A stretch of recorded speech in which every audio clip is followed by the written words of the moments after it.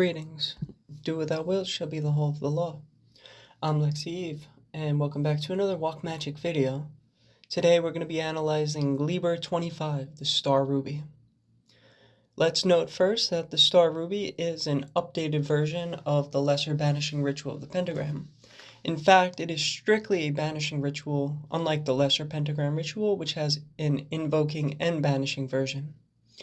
It is entirely composed of Greek rather than Hebrew, and utilizes Chaldean classes of beings to be called to the quarters rather than the archangels.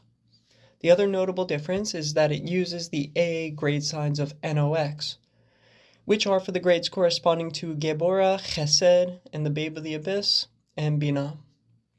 I will mainly focus on the practical application of this ritual, but despite its short length, there is actually a ton to cover to fully grapple with the intricacies of its performance, and we'll end up discussing source material of which this ritual is composed.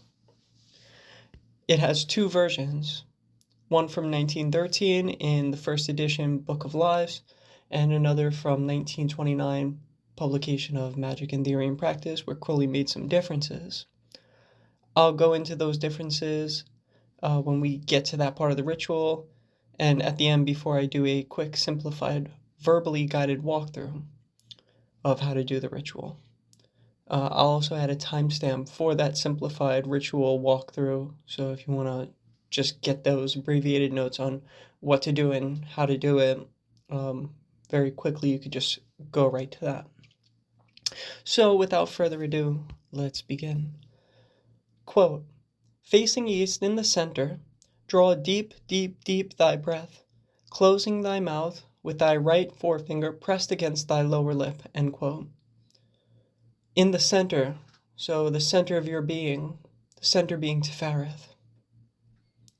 Now, I've already made a video about the sign of silence, so you could see that video for how to use the sign properly. In regards to this ritual, I must add quite a bit. By doing this sign, you are aligning your consciousness with the deity Harpocrates, the babe in the egg or the babe in the lotus. He represents the infinite potential of life, the vast possibilities, probabilities, and potentials before physicality. Further, you are centering yourself. Harpocrates corresponds with line 0, the Ein Sof, line 6, Tefereth, and line 11, Aleph, being air as the first primordial space. I can argue that a vast majority of this ritual takes place in Tefereth, unlike the LBRP, which is generally agreed upon to be placed in the intersection of Samek and Pe.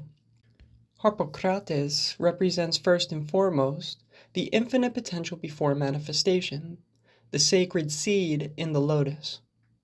Tefereth, the spark of divinity within the center of manifested things, the source of creation or the divine, is symbolized by the sun, the life-giving source of light in the material world as a concentrated point.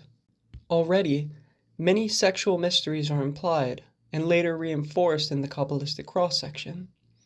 As magicians, spoken word is itself an act of creation. But before one can speak, it requires breath being associated with the Ruach, literally translated as wind, breath, or spirit. Here is infinite potential, narrowed down to that which the mind has determined to utter. This expansion of the lungs as you breathe deep, deep, deep is, in my opinion, not so different from the space created in the Zimzum. And as Harpocrates represents also line 11, Aleph, which is air, it is not so far-fetched to ascribe the opening of the star ruby with this process of creation on a microcosmic level. Also, breath is connected with prana and the intake of chi in Eastern schools, not so dissimilar to the astrolight of the Hermetics. This air and the ether it represents is again the source of life, and once harnessed can be used to create on a subtler plane than the physical. Bear in mind that the function of the Star Ruby ritual is to create a circle wherein to do magic, and to banish or clear the space of everything present so that only what you intend to bring into the circle will be permitted. In the Zohar, we can analyze, quote, "When King Solomon descended to the depth of the nut, as is written, I descended into the garden of nuts, from the Song of Songs, chapter 6:11. He took a shell of a nut, contemplated all those shells, and realized that all the joy and delight of those spirits, shells of the nut, consist solely in clinging to human beings and leading them astray, as is written, the delights of the sons of men, demon after demon, which is from Ecclesiastes 2:8, end quote. And then there's a footnote on this passage. Quote, descended to the depth of the nut, Solomon explored the nature of reality by examining the structure of the nut, which is composed of a kernel symbolizing divinity surrounded by layers of shells. Basically klepin, or Clifoth, symbolizing demonic forces. In the writings of Eleazar of Worms, the nut symbolizes the Merkava, the divine chariot throne, end quote. So those two quotes were from the Zohar. Now, if you take demons and Clifoth strictly in the sense of malignant beings who wish harm upon man, then you could say that you are banishing lower base tendencies with this ritual, also malignant spirits. But if you take the above concept and see the outer shell of the nut as a material casing that shelters the creative seed within until it is cast into the womb or the earth, well, we could get a whole other idea out of the above quote. By breathing and centering our being in Tifereth, we are sublimating the light of the divine through the path of Gimel, essentially harnessing the ability to create, command, and dictate the material realm through the higher one. We are aligning ourselves with nature through this symbolic act, concentrating our will to a single point, utilizing the highest part of our being to determine the infinite potentials, down to a single act of banishing through the mental faculties or center of our being wherein the spark of divinity resides. The next part of the ritual quote, then dashing down the hand with a great sweep back and out, expelling forcibly thy breath, cry, Apopantos kakademonos, end quote. To reiterate what I said earlier, you're in the sign of silence, centering your mind and being, visualizing your aura, and breathing deeply in. Breath is the beginning of spoken word again. In Liber, quote, true ritual is as much action as word. It is will, end quote. Now you are landing upon one act of all the infinite potentials that could have occurred in the center of your universe at this moment, thus choosing to focus your intent upon clearing the space and commanding the lower forces. You are asserting your will through divine agency. Apopantos kakademonos. Be gone from here, evil spirits. But keep in mind, in the context of the Star Ruby ritual, what you're doing is clearing any and all things that are not aligned with your true will and the purpose of the operation at hand. Anything that being present would interfere with the energies you're going to work with. This phrase, Apopantos kakademonos, originates in this ritual, though it is very similar to Hekas Hekas Este Babaloi. And with the gesture of sweeping the right arm and forefinger down and behind the magician, it is similar to, from the Bible, get thee behind me, Satan. With this statement, it is best done when you are capable of extending your will outside of yourself and forcing the air to be cleansed around you. To describe how to do this, think of how a person can will someone else to succumb to their way of doing things, or how one can will away a dense cloud of emotions in a room full of sorrow. It's almost like that, but you are clearing the physical, mental, and spiritual or astral, both internally and externally, all at once. As far as I'm aware, there is no significant gematria applied to this phrase. And I'm not going to go too much into gematria in this video, but if you are looking for that information, you can read Eshelman's Pearls of Wisdom, which I referenced several times later on, and also calculate it yourself. You could take a look at each Greek word that's employed in the Star Ruby ritual, do the gematria, enumerate it, and run it through Kyron Barry's The Greek Kabbalah, as well as Liber 500 or Bill Heydrich's gematria website. Next verse, quote, with the same forefinger touch thy forehead and say, Soy, thy member and say, O Phale. The secret sense of these words is to be sought in the numeration thereof. thy right shoulder, and say Iskoros, thy left shoulder, and say Eucharistos. Then clasp thine hands, locking the fingers, and cry Iao. End quote. This is a variation of the Cabalistic cross from the LBRP. Though very similar, the major difference is the Greek and lack of touching the breast Tifereth, though you do interlace your fingers with clasped hands at your heart center towards the end. Ultimately, for how I do all of this, the process is basically the same as in the LBRP. I visualize a sphere above my head, and then begin drawing light down as I trace from it to my ajna, touching the point just above the center of my brow line, intoning soy. I then draw a shaft of light down, touch my sexual organ, and with a visual of a sphere of light there, intone O Phale. From my heart center, a shaft of light is drawn to a sphere on my right shoulder, Iskoros, and to the left shoulder, Eucharistos. Last, I draw my hands together over my heart and intone loudly, Iao. Let's take these words one at a time. Soy, unto thee. This, like the LBRP's ate, meaning thou, is praising the highest while also drawing it down from the space above you into you, connecting with that source of, coming from this light, Atziluth, bringing it down to Bria, and further affirming and actualizing that you are of it. You are that divine light in unity. I like to think that you are also activating the ajna as you touch it and you bring the light down to that point. O Phale, O Phallus. Note, the O is the yoni, Phale the lingam. The value is 1336, and as you probably know, the combined values of kates and phallus equal 1336 in Greek gematria. This part essentially brings down the light at the highest point of the middle pillar, Kether, to the lowest point, Malkuth. Now, the phallus corresponds with Yesod in column 21 of 777, if we look at the placement of the chakra on the tree of life. The Muladhara corresponds with Yesod via the lingam and the anus. Ayin, meaning eye, as in the eye of Hor, corresponds with line 10, Malkuth. While the genital system is ascribed to the paths of Pe and Daleth, being Mars and Venus.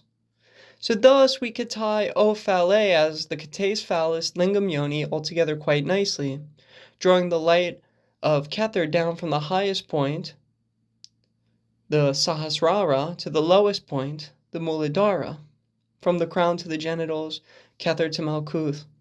And this connects the ideas of Shiva and Shakti, opening that bridge between them.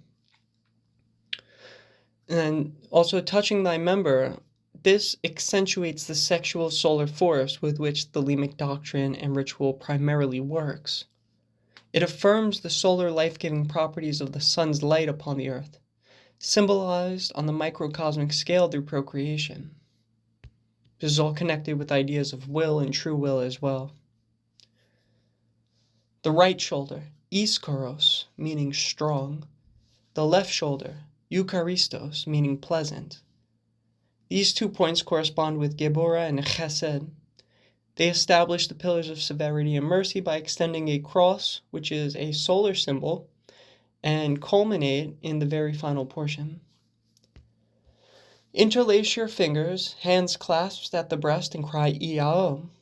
Now, I have a video on this channel breaking down a lot of the aspects of the formula of Iao, so you could check that out.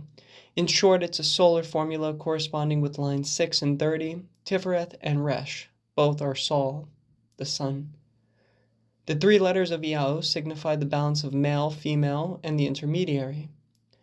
It is the Greek Gnostic equivalent of Yehovah, though it does not correspond primarily with the 4 elements like Yod-He-Vav-He does. In Pearls of Wisdom, Eshelman elucidates that Iao has a gematria value of 811. 811 is the value of mastos, meaning breast. 811 also gives Aio, to know. Tifereth's divine name is Eloah Vedath, the god of knowledge. So here in this Kabbalistic cross, again, we've established the highest to the lowest, the pillars of severity and mercy through Gebura and Chesed, and then we've bridge that center point with Tifereth with Iao and hands clasped at the heart, fingers interlaced. Next part, quote, advance to the east. Imagine strongly a pentagram aright in thy forehead. Drawing the hands to the eyes, fling it forth, making the sign of Horus, and roar, Darion. Retire thine hand in the sign of Horparkrat. Go round to the north and repeat, but say Nuit. Go round to the west and repeat, but whisper Babylon. Go round to the south and repeat, but bellow Hadit. End quote. So first off, you're going to be drawing in the astrolabe a circle counterclockwise. If you make a circle Deosil, it follows the path of the sun, invoking energy. If you go counterclockwise, it's Widdershin, which goes against the motion of the sun on the Earth's horizon and thus clears energy away. For the casting of pentagrams in this next section, there were a few things to consider. As the ajna was activated earlier with soy, and by the connection to ayin with Ophale, you were using that point to extend light outwardly in the shape of a pentagram. Now, this next bit is strictly my own thoughts and cannot be corroborated by Kabbalah or Hermetics at present time. So take it with a big grain of salt, but hear me out. You place your hands to your eyes on either side. This nestles your forefingers pretty much against your temples. The temples are sensitive areas that are definite energetic centers connected to the left and right brain hemispheres. These neurocranial sections connect primarily with the third eye. I don't know Crowley's intention, but the star ruby as a precious stone does correspond with Chakma, the Sephiroth associated directly with the Ajna chakra. Being that these two sensitive areas are on either side of the skull, I don't think it's a far leap to assume that we could correspond them with Chakma and Bina, the Ajna and Vishuddhi chakra. Thus, the formulation of the logos as will, or true will, and the utterance of the word through action, much as the use of the pentagram is first formulated and then cast forth. These pentagrams are cast into the quarter you are currently at by roaring, saying, whispering, and bellowing Darion, Nuit, Babylon, and Hadid. I opt for making the pentagram red in the likeness of the color of a star ruby stone.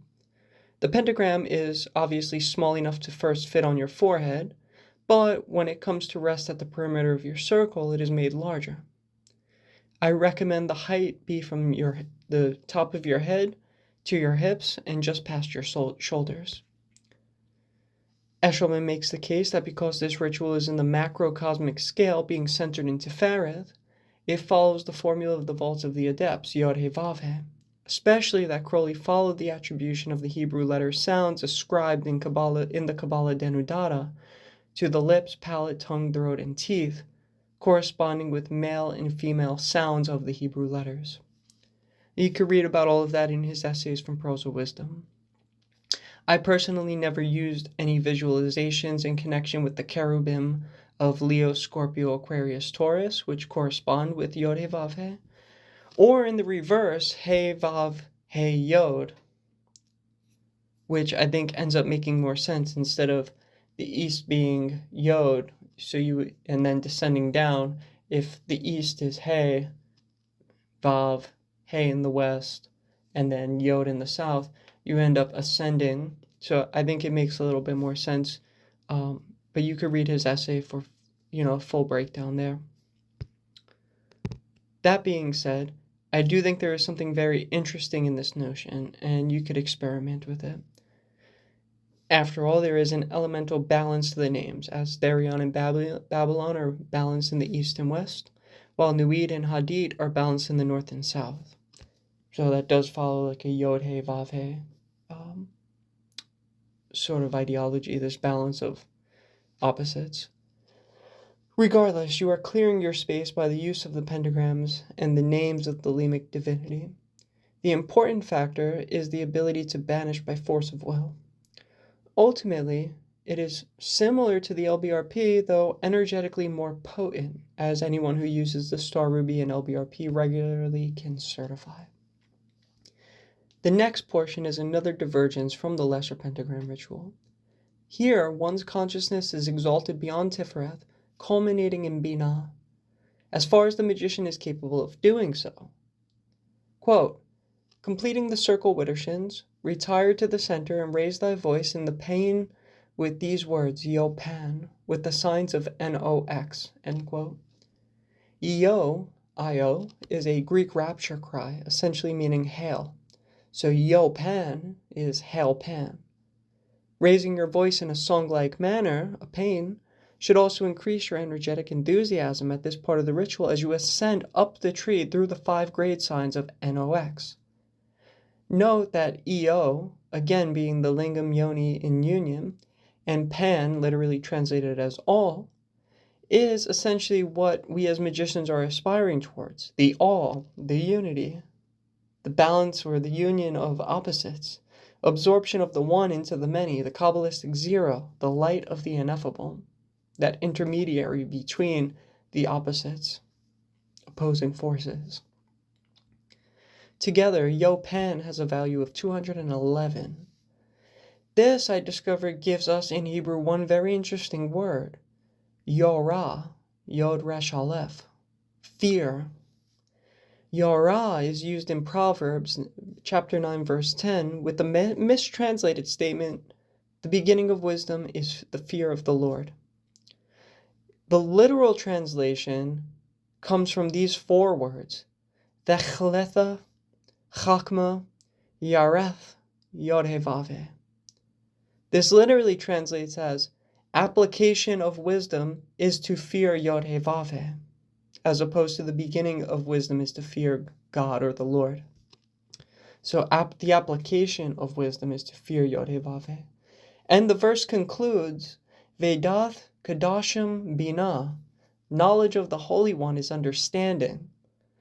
Now, if I'm correct, I believe there is an aspect of Chakma and Bina coincidentally baked into the number 211 by this word fear. That Yo has a value of 80, Pe also has a value of 80, and it's Mars, and Pan represents the Kabbalistic 0. We begin this section with the great sign of Geborah, Mars, and wind up in the supernal realm, Saturn, the Knight of Pan. The coincidence is at least a little uncanny considering the value 211 in connection with this quote from Proverbs, which incorporates fear, Geborah, Bina, and Chakma all in one verse. The next part of this ritual recenters the magician back down in Tifereth, as they call the quarters, having returned to the center of the circle. Quote, extend the arms in the form of a tau and say, low but clear, promu yunges, opistomu teletarkai, epidexia sinuches, epiristeria daimones, flegega perimu o asterton pente, caentai stelle o asterton exexteke. End quote. So the Tau cross, the cross plays in several ways, connecting Tau, Saturn, thus Bina, as well as the cross of the slain god in Tifereth. I'm certain in this point that you have ascended and now recentered back in the sphere of Sol, and it's all through this connection through the sign of the cross, Tau and the cross of suffering or cross of the slain god. If you are new, this phrase may seem difficult to memorize, but just keep reading it multiple times a day. Practice with the script until you finally have it memorized. Also, if you already have the Hebrew alphabet memorized, then it's time you get down the Greek alphabet as well. Although it's not used as much as Hebrew, being able to at least pronounce Greek words when you see them written in Greek goes a very long way in the Lima. Here, I'm going to admit I'm not super well-versed or a dedicated studier of the Chaldean oracles, where three of the 4 names come from, being Yunges, Teletarkai, and Sinukes. Chaldean oracles really only gives us a quick mention of these entities in a section after the main body of text. And so I'll just read these 3 quotes, they're very short. Quote, the intelligible Yunges themselves understand from the Father, by ineffable counsels being moved so as to understand. Next quote, because it is the operator, because it is the giver of life-bearing fire, because it filleth the life-producing bosom of Hecate, and it instilleth into the Sinokes the enlivening strength of fire, endued with mighty power. And the last quote, the teletarchs are comprehended in the Sinokes. End quotes. The term daemon, or daemons, is employed, but is described as mindless elementals, and I'm certain Crowley was thinking along the lines of the daimon of Socrates as opposed to something along the lines of an elemental demon. I could speculate based on a chart in William Wynne Westcott's translation of Chaldean oracles where he groups Yunges, Sinokes, and Teletarchai together as corresponding with, quote, the intelligibles and intellectuals of the Empyrean world, end quote. But that would be only speculation, right? I have a feeling they're very Briatic in nature, but there are some aspects of the mind associated with them. There are aspects perhaps of transmitting the law of divinity to create the universe and holding the universe together. But again, that would all be speculation. I do hold that these are not individual entities, but classes of entities based on, surrounding quotes that I have not read in this lecture, but that are in that portion of Chaldean oracles.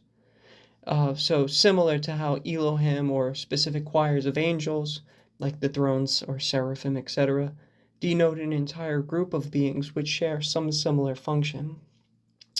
Ultimately, I don't know if there's much reliable information about these three classes of beings out there.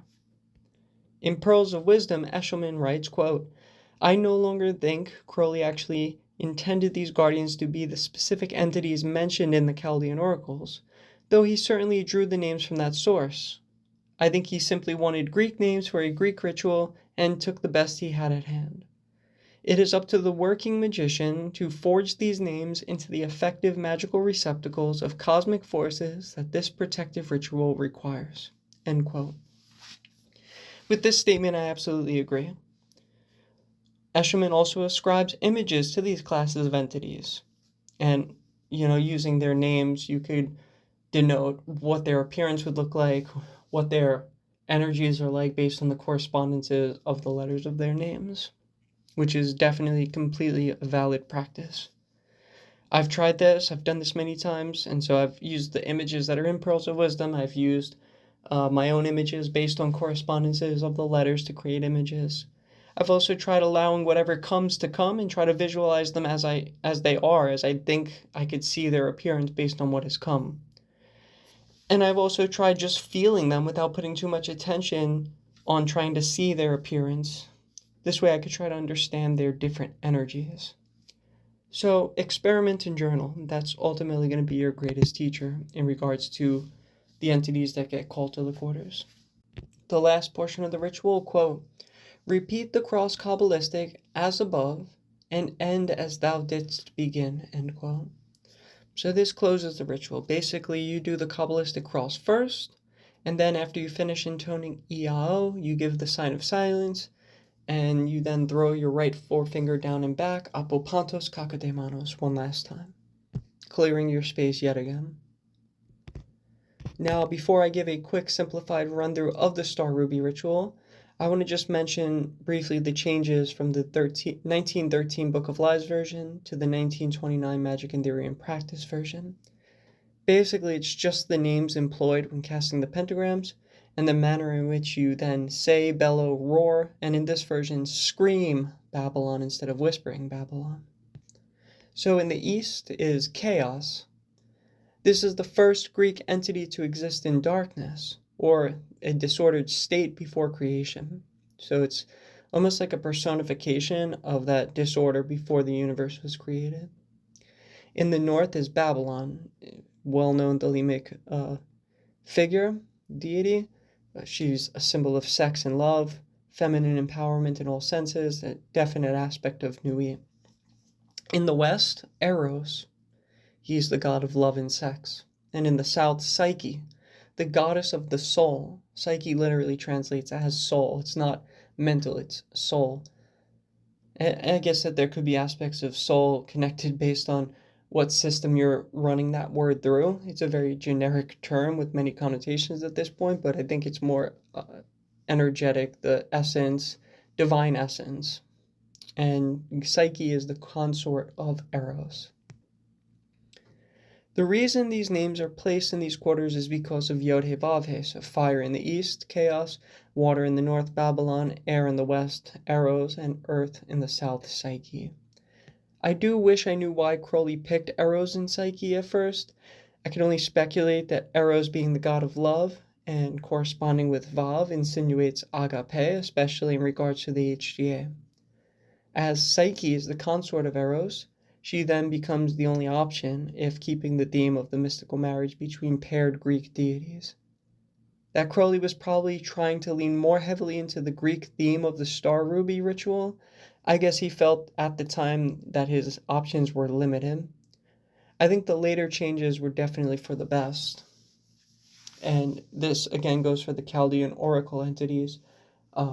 Whether he intended them to be exactly what was mentioned in the Chaldean oracles or just placeholder names for an energetic type of guardian that was not necessarily... In the Lima, for instance, Nuit in the Book of the Law is very different than Nuit in Egyptian mythology. It's almost its own separate entity. There was no Hadid in ancient Egypt. Yes, they had the winged solar disk, but it was, what was it called, a Behedeti? So it was more like the soul, the essence of the person. You'd see them on funerary steles, always ascending into Nuit. So it was like the soul of the departed, that divine essence returning back into the night sky to go through the duat and to either go to the field of weed or to go to their version of, non-existence through being consumed or to be recycled, etc., etc. So point is, in a lot of Thelemic ritual and Thelemic doctrine, the changes to specific entities are very purposeful, and they're not always exactly what they were in the source material. They lean on a lot of the aspects of the source material to give that deity some type of structure, mythos, personality characteristics, but in so many ways they're evolved, different, and have very specific meanings. So it just goes for quite a few things in this ritual that I wanted to mention. So now, before we close, I'm just going to give a quick simplified run-through of the ritual for any newcomers that want to start practicing, which I believe every newcomer should get down the LBRP, the LBRH, and immediately start memorizing the Star Ruby and Liber Resh. Those are like your first 4 ritual practices that you should be doing somewhat daily, if not a couple times a day, each one of them. It's at least the best place to start, along with Liber E, which is more mystical in nature. So, briefly, stand, give the sign of silence, be in the center of your temple space. Give the sign of silence, visualize your aura, begin slowly breathing in as deeply as possible. I tend to breathe in for 11 seconds until my lungs are fully expanded. Center your mind. Try to bring your mind aligned with your heart center, whatever that means to you. Align it with your solar consciousness, that spark of divinity inside of your heart, your center of your being, your Tifereth. Then basically throw your forefinger back down into the right and cry, scream, Apopantos kakademanos. Be very forceful, as if your divinity is commanding whatever should not be there to leave. Then, basically above your head, touch and visualize a sphere of light. Draw that light down through a shaft to your third eye, your ajna. Touch the forehead and intone soy. Draw it down to the member. Intone O Phale, visualizing a sphere of light there. Next, bring your forefinger to your heart. Extend a shaft of light to the right shoulder. Visualize a sphere at the right shoulder. Intone Iskoros. A shaft of light to the left shoulder with the sphere. Intone Eucharistos. Then clasp your hands, locking your fingers, and cry Iao. I tend to intone Iao most loudly. Advance to the east. Put your hands to the sides of your eyes. You could close your eyes if that helps. Visualize a pentagram emblazoned upon your forehead. Give the sign of the Emperor and cast that pentagram into where your perimeter of your circle is going to be. Make it get bigger as it is projected forward. And as you project it, roar, Therion, very loudly. Be forceful. Come back into the sign of silence, so you visualize your aura. Then point towards the east and begin to draw a quarter of a circle now towards the north. So you're going counterclockwise. Repeat the process. Hands to the sides of your eyes, pentagram on the forehead, project it forward, sign of Emperor, and say Nui. Sign of silence. Continue visually drawing a circle now to the west. Hands to your eyes, sign of the Emperor, cast the pentagram forward into that quarter of the circle, and whisper, Babylon. Sign of silence, quarter of a circle now to the south. Hands to your eyes, visualize a pentagram, cast it forth in the sign of the Emperor. And of course, take your time with all of this. I'm giving a very quick run-through. Cast forth into the south of this pentagram and bellow. Oh, dude. Let it come from your gut. Let it come from down deep within your gut. Bellow it. Bellow. Come back into the sign of silence. Draw the circle now back to the east. Make sure you visualize where you started that point. Once you connect your circle, you have a 360 perimeter connected. Come back to the center of your temple space. Give the signs of NOx, and with each sign, say, or I intone, Yopan, and make it louder each time. So you'll do all 5 signs, which hopefully I'll do videos about the rest of the grade signs of AA in the future. It's a process to get to. But you could look up the basic descriptions of those on like the limapedia.com or something there, or look them up in the Equinox Volume 1. So there are multiple places you could find good images. And so you should almost be melodically saying Yopan, very sensually, getting louder, more energetic, Yopan, till finally you're in the sign of Mater Triumphant, a sign of Binah, the final sign of NOx, and you give the final Yopan. So there's 5 of those, 5 great signs. Extend your arms in the sign of a cross and say that phrase in Greek. Promu iunges opistomu teletarkai epidexia sinukes epiristera daimonos flegega perimu oesterton pente kain dai stele oesterton ex esteke. From here, just do the Cabalistic cross one more time. And after you do the Cabalistic cross, then you give the sign of silence and throwing your hand down into the right once more. Shout, scream, cry as loud as you can, as forcefully as you can, all of your will you can muster. Apopantos kakademanos, be commanding. Alright, so that concludes this lecture. Love is the law, love under will. Hope you enjoyed. I'll catch you all in the next one.